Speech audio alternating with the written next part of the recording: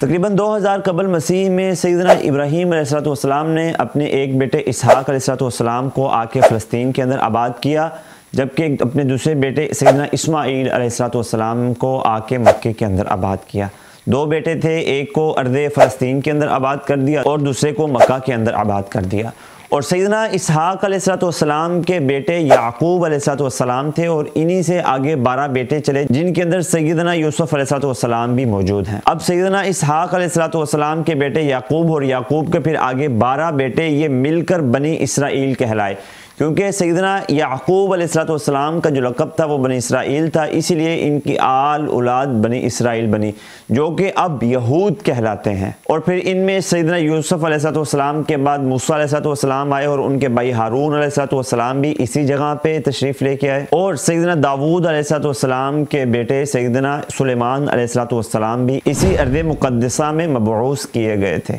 سیدنا زکریا، یحییٰ اور عیسیٰ علیہ السلام بھی یہ سب کے سب اسی جگہ کے اندر بھیجے گئے تھے۔ معزز سامعین، آپ کو یاد ہوگا کہ جب ابراہیم علیہ السلام کی قوم نے ان کو آگ کے اندر جلایا تو اللہ سبحانہ و تعالیٰ نے آگ سے نجات دینے کے بعد سیدنا ابراہیم علیہ السلام کو اسی ارض کی طرف، اسی پاک سرزمین کی جانب اللہ سبحانہ و تعالیٰ نے سید ابراہیم علیہ السلام کو بھجوایا، اور پھر اسی طرح اللہ سبحانہ و تعالیٰ نے حضرت لوط علیہ السلام کو بھی اسی سرزمین کی جانب بھیجا، جیسا کہ اللہ سبحانہ و تعالیٰ فرماتے ہیں وَنَجَّيْنَاهُ وَلُوطًا إِلَى الْأَرْضِ الَّتِي بَارَكْنَا فِيهَا۔ اور یہاں پھر اس آیت کے اندر مفسرین بیان کرتے ہیں کہ ارض مقدسہ سے مراد یہ ارض فلسطین تھی۔ اور پھر جب سیدنا موسیٰ علیہ السلام نے قوم کے لوگوں کو فرعون سے نجات دلوائی تو آپ اسی سرزمین کی طرف سفر کر کے آئے تھے، اور آپ کو وہ بھی یاد ہوگا کہ جب اللہ سبحانہ و تعالیٰ نے اس واقعے کو قرآن کریم میں بیان کیا کہ سیدنا یوسف علیہ السلام کا کہ جب وہ جیل سے نکلے، جیل سے نکلنے کے بعد اللہ سبحانہ و تعالیٰ نے اسی سرزمین کا حاکم بنایا تھا۔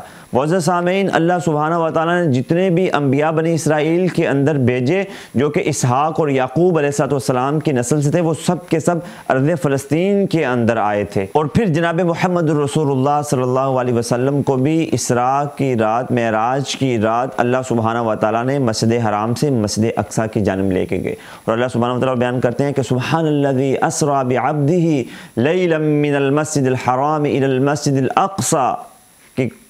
پاک ہے وہ ذات جس نے اپنے بندے کو ایک ہی رات کے اندر مسجد حرام سے مسجد اقصیٰ کی جانب لے کے گئے۔ اور پھر آگے اللہ سبحانہ و تعالیٰ اسی مسجد اقصیٰ اور ارض فلسطین کے متعلق بیان کرتے ہیں الذی بارکنا حولہ، کہ جس کے ارد گرد ہم نے برکت رکھ دی ہوئی ہے۔ معزز سامعین، اسی سرزمین کے اندر اللہ سبحانہ و تعالیٰ نے اپنے بیشتر انبیاء کو مبعوث فرمایا، تو اسی لیے فلسطین کو انبیاء علیہم السلام کی سرزمین کہا جاتا ہے، اور ان تمام کے تمام انبیاء پر ایمان لانا ہمارے ایمان کا ایک لازمی جز اور حصہ ہے۔